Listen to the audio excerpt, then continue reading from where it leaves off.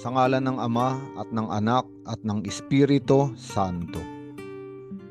Buhay ko'y iyong iniligtas, pag-iral ko'y walang wakas. Ang salmo ngayong ating pinagninilayan ay tungkol sa isang taong ang damdamin ay tila ba sa pag-asa ay nawawalan.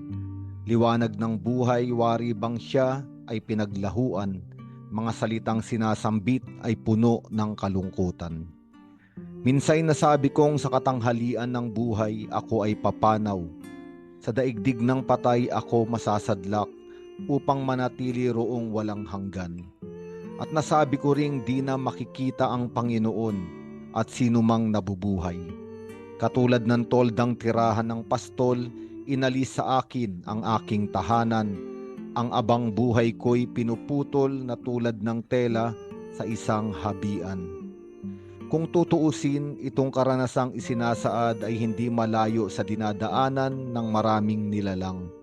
Kung mga sigwa ng buhay ay dumarating ng walang humpay, tunay ngang buhay ay nawawalan ng kahulugan. Ang daigdig ay nawawalan na ng kasiglahan.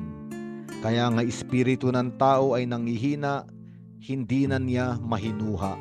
Kung bakit pa umiiral, ano ang dahilan sa bukas na dumaratal. Kadalasan din ay naghahanap ng pagmamahal, pusong natitigang sa hirap at pasakit na sumasampal. Damdamin ng pag-iisa, tila lahat ay iniwan siya. Sa bigat ng pagdurusa, tila ba wala siyang makasama. Nais ng sumuko, kalooban ay dumurugo. Mga luha ay walang tigil sa pagtulo, laging nagtatanong bakit ako, bakit ganito.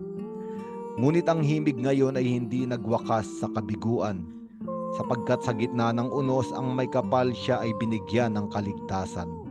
Kalagayang malupit ay naging pagkakataon upang kumapit ng mahigpit. Manalangin sa Diyos na kay buti at kay bait. Kaya sa ilalim ng libingan, ang may likha siya'y pinalaya. Kaya't nasambit ng umaawit, tamis ng pasasalamat sa Panginoon ng langit. Buhay ko'y iyong iniligtas, pag-iral ko'y walang wakas. Mga titik kung saan nababakas, isang bagong buhay na maaliwalas. Bagong kinabukasang kapiling ang Diyos ang kanyang natatalastas. Sa mga ebanghelyo, ilang ulit sinabi ni Kristo na tunay siya ay magdurusa, sa krus ay mamamatay, at sa libingan doon ay hihimlay. Ngunit tulad ng salmo, natitiyak niya sa kanyang puso, ang Ama niyang makalangit, mga matay hindi ipinipikit. Hindi siya hahayaang mabulok sa kamatayang malupit. Kaya't matapos ang 3 araw, siya ay muling mabubuhay. Mapagtatagumpayan ang daigdig ng mga patay.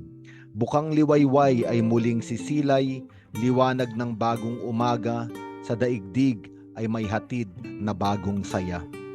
Kaya ngayon tayo rin ay kinakausap nitong mga titik ng himig na nasa ating harap.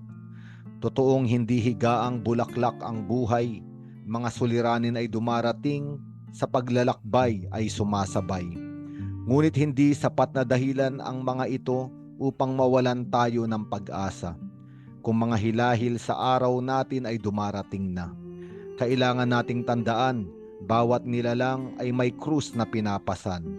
Ngunit hindi nito layon na tayo lamang ay pahirapan.